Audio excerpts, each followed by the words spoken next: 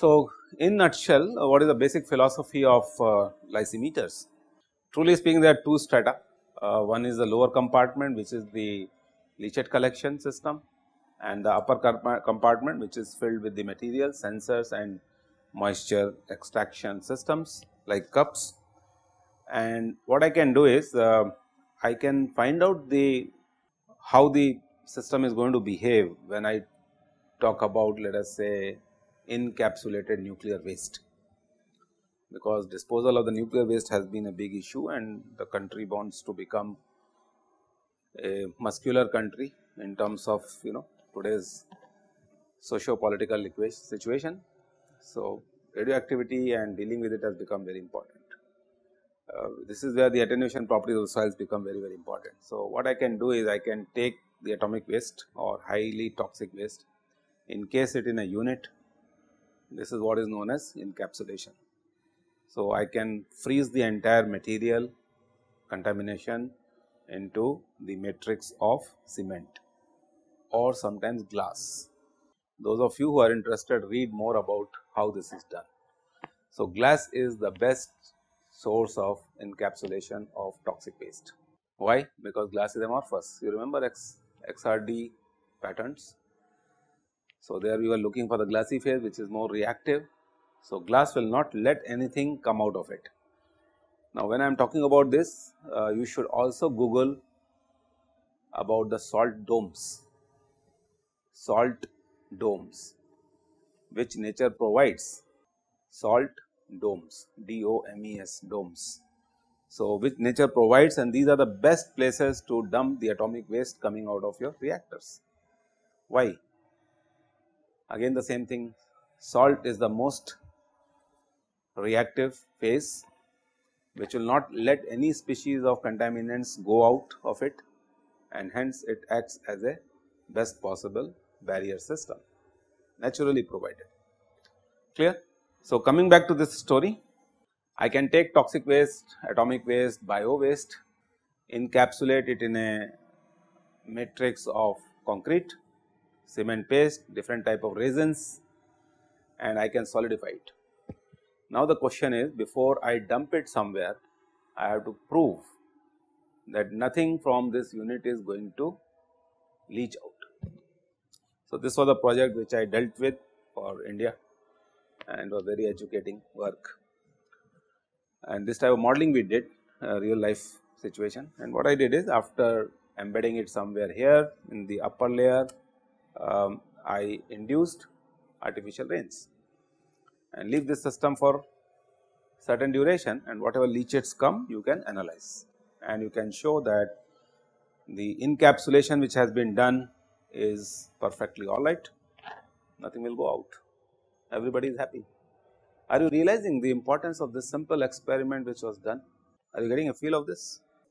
Minus this, everybody would have been asking what will be the effect of this material on geo-environment, and hence they will not let you install atomic establishments. And if nothing of this sort happens, then what will happen?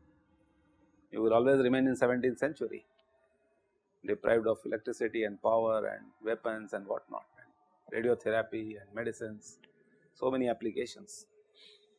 So, are you realizing the whole cycle where the science and technology gives answers to the questions which would safeguard the society against? The concepts are clear.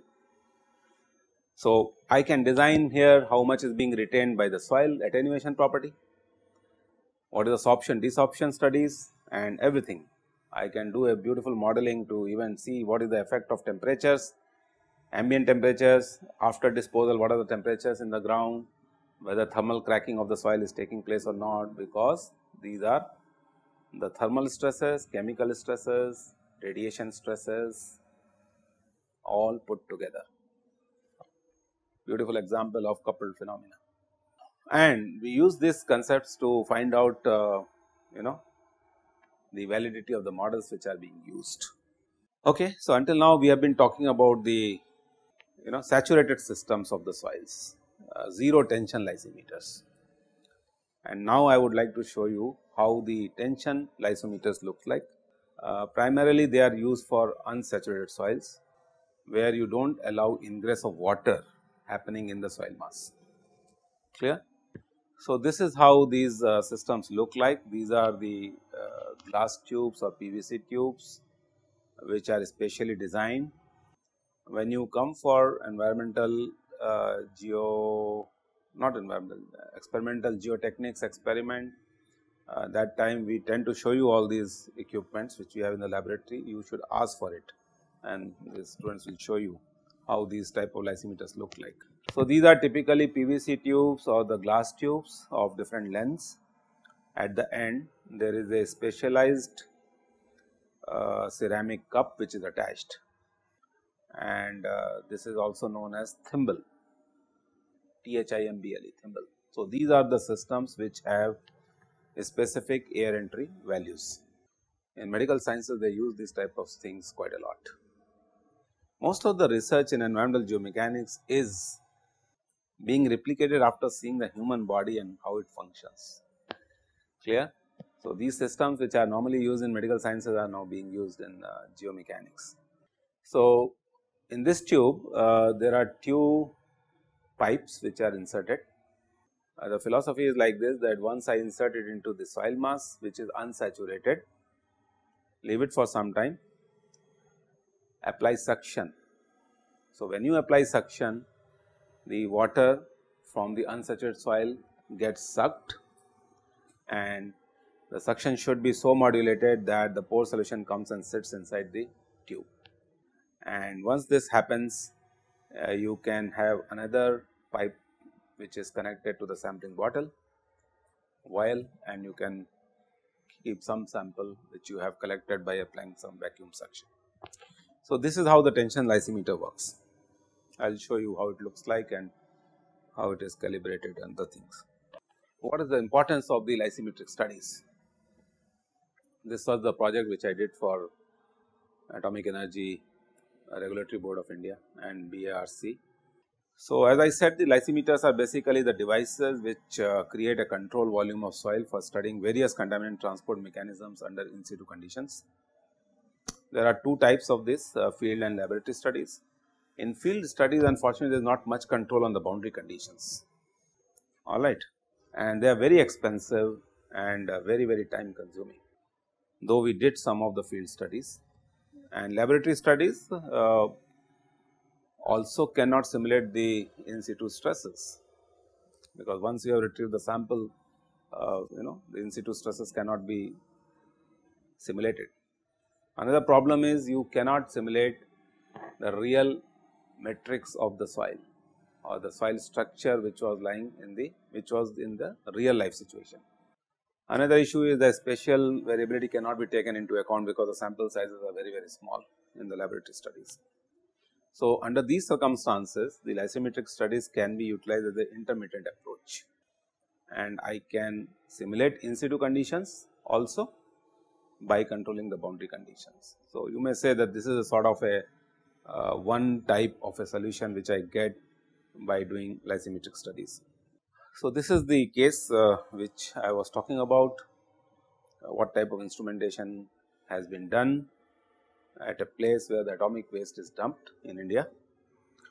So, what you are seeing over here is a stainless steel ring of 1.2 meter diameter, and this was about 2 meter long. This ring was not 2 meter long, this was also 1.25 meter length, you can see it from here. So, this was inserted into the ground by pressing it from the top, the way the piling is done. So, inside the soil mass becomes a control volume, and it does not get influenced by the outside surroundings, alright. Now, as far as the instrumentation is concerned, what you are observing is that there are two tubes T1 and T2. So, these are the PVC tubes which were installed after the sample was created. These are known as TDR tubes, time domain refractometry tube, and what you are observing here is a TDR probe.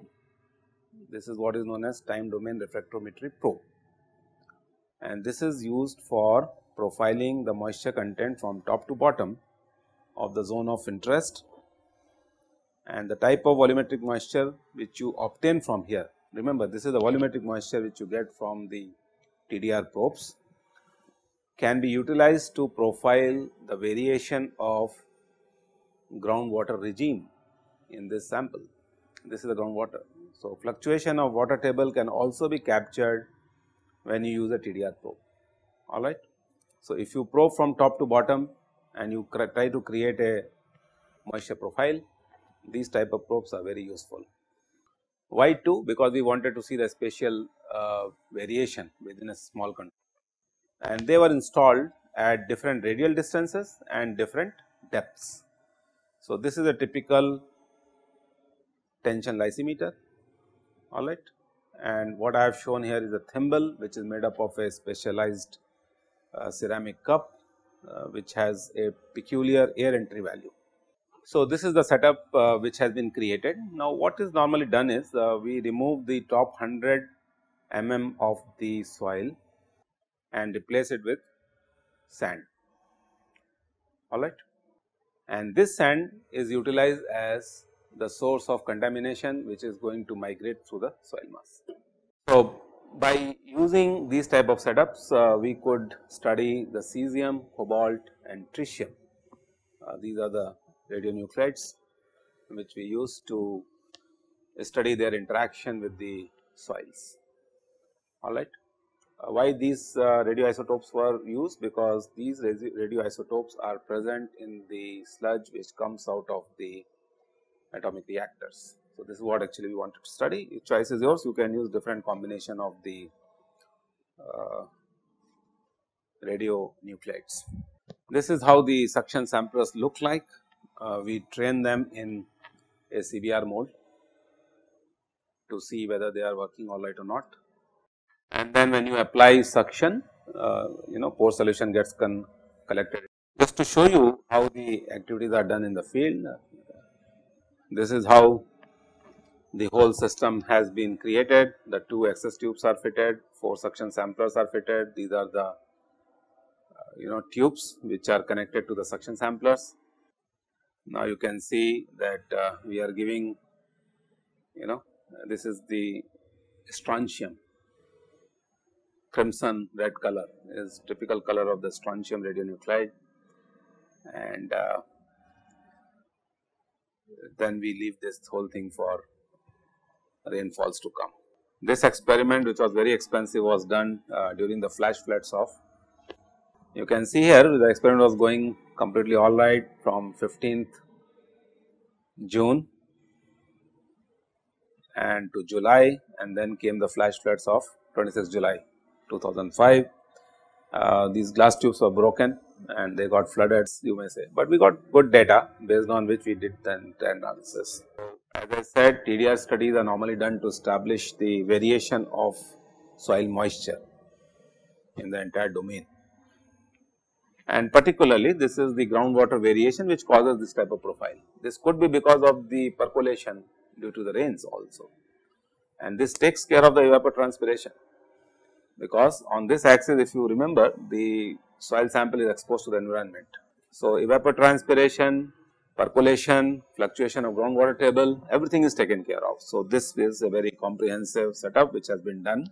If you want to read this outcome of the study, you should refer to this work which we published in Geotechnical and Geological Engineering, application of in situ light symmetric studies for determining soil hydraulic conductivity under field conditions.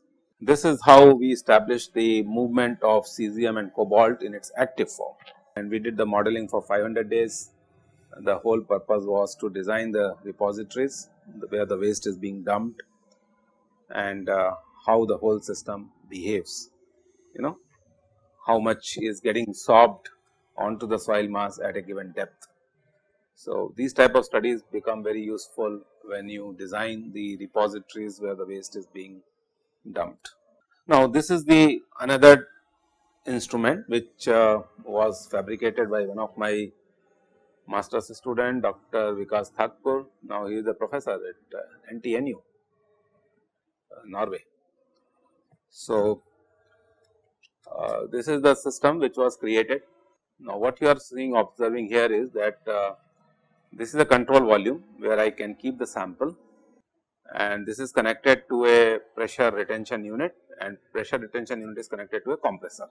So, with the help of the compressor, the pressure is built up in the retention unit, and this pressure of air can be used to pressurize the sample in the pressure membrane extractor. So, rather than using the water in the cell, the sample which is kept here is being pressurized with the compressed air. And why it is being done? Answering your question. Now, you are seeing a situation where the fluid is compressed and it is percolating through the sample. So, it displaces the pore solution which gets connected into the vial which is kept over here. So, if you look at the closer view of the pressure membrane extractor, this is how it looks like. It is a chamber where the bottom portion is connected to a drain, and on the drain we keep a percolating material, mostly a geotextile. On the top of this we keep a cellulose acetate membrane. Cellulose acetate membranes are used for a lot of treatments of the human body, particularly the filtrations of different type of fluids. Membrane technology is a big subject in chemical engineering. So, to create a membrane which will function at a certain pressure for certain types of contaminants or ions. A good example of membrane technology is the ROs which you are using or the water filters which you are using, alright. So, when the air is inlet, what happens? This air pressure acts on the samples of the soils which are kept in small, these are the rings. So, they are open from both top and bottom, and what we do is we keep the filter paper. On the top of the filter paper we keep the ring, and we pour the soil slurry in the rings and we place them over here. So, when you apply air pressure, the pore solution comes out and that is collected in the bottles. So, this is a pressure membrane extractor. This was done by ourselves, but now in the market you will find that commercially available pressure membrane extractors are available. These are primarily used by the guys who are working in unsaturated soil mechanics, or the guys who are working in biomedical engineering or agricultural scientists, those who are very much interested in uptake capacity of the soils and the plants, and those who are working in the field of nutrition, ingress and loss from the soils. So, these type of equipments can be utilized quite easily.